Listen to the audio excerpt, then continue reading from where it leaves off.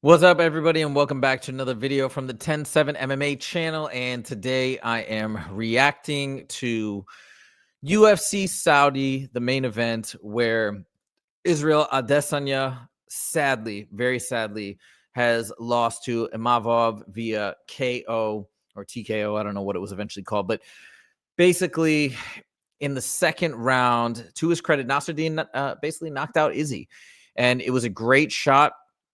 He connected, I believe it was a right cross, if I remember correctly, caught him and really, shut his lights out for the most part. I mean, he wasn't completely knocked out, but he definitely went down.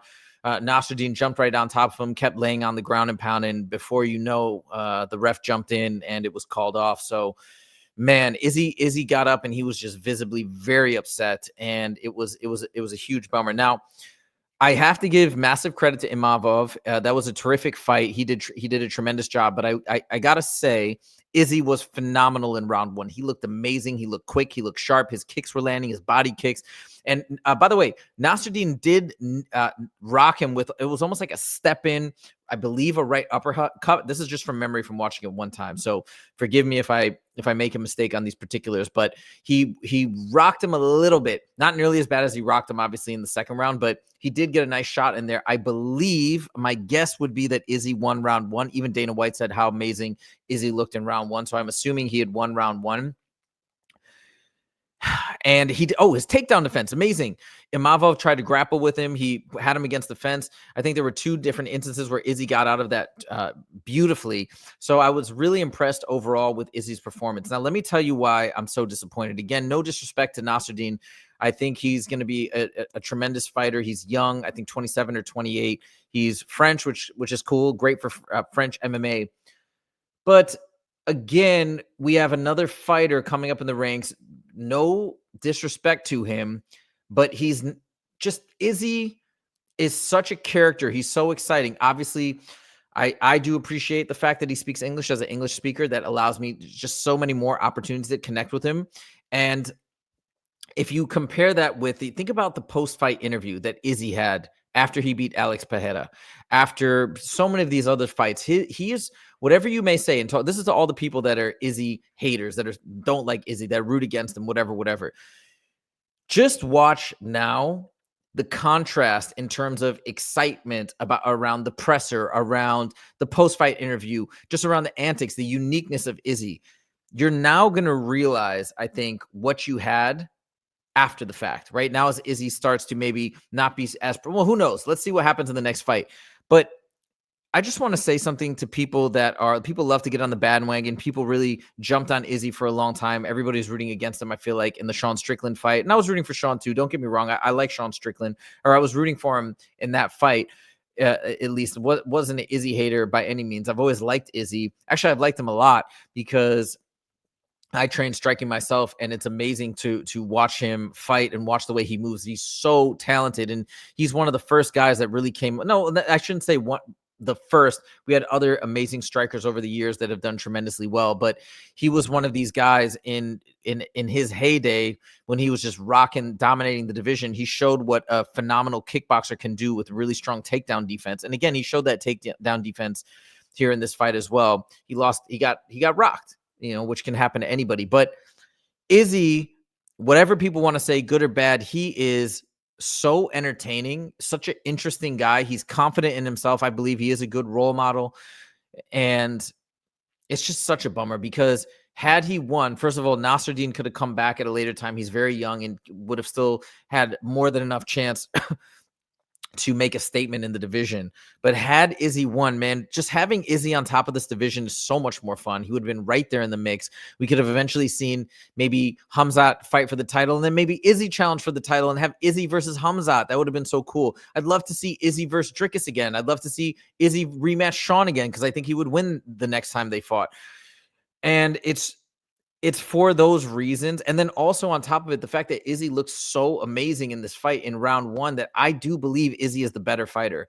And when something like this happens, when I feel like the better fighter doesn't win and he's the fighter that you were rooting for, it just feels all around disappointing. That's how I feel. So I'm pretty down about this, and I'm pretty bummed because I think it would have been so cool had he been able to go out there and be victorious. Plus, He hasn't missed a step. People are saying, is he washed up? Is he done? It's so ridiculous. He looked maybe better than I've ever seen him, or at least as good as I've ever seen him.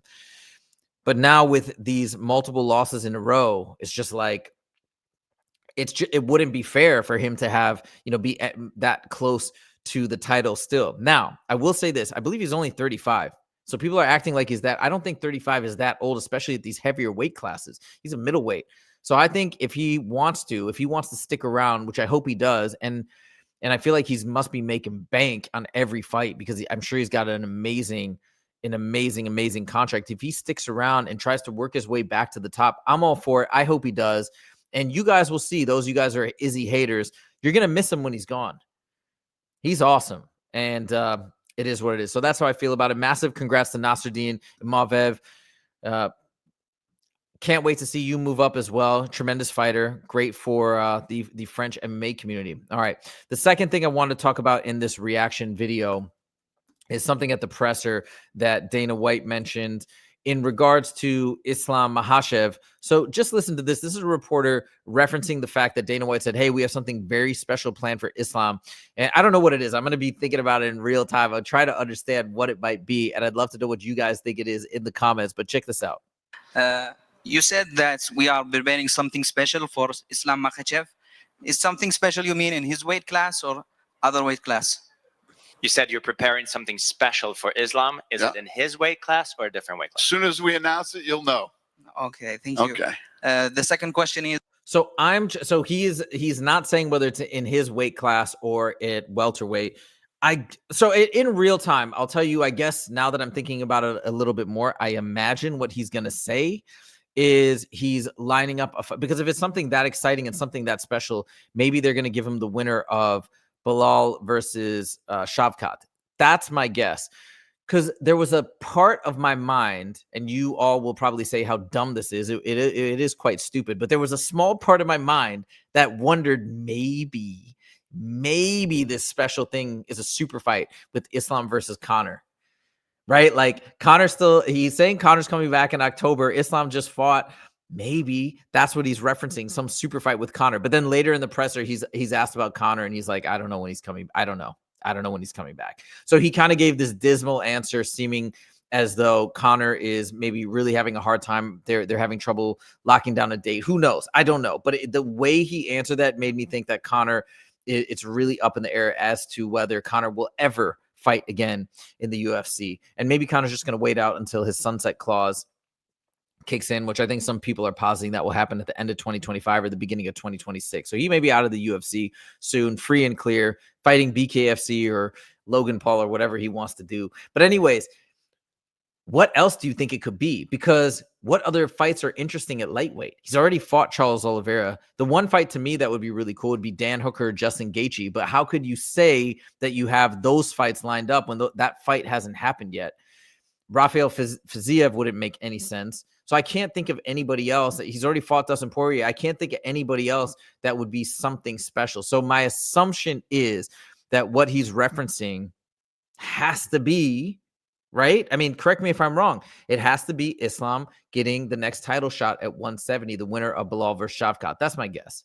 Because I think that fight's happening in the next couple months. I can't remember exactly when. Anyways, let me know what you guys think in the comments.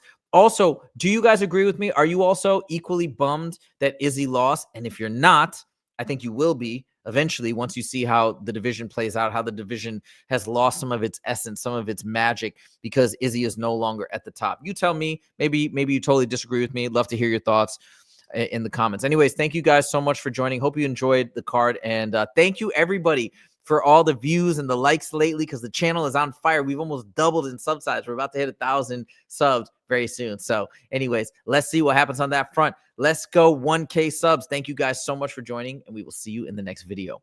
Take it easy.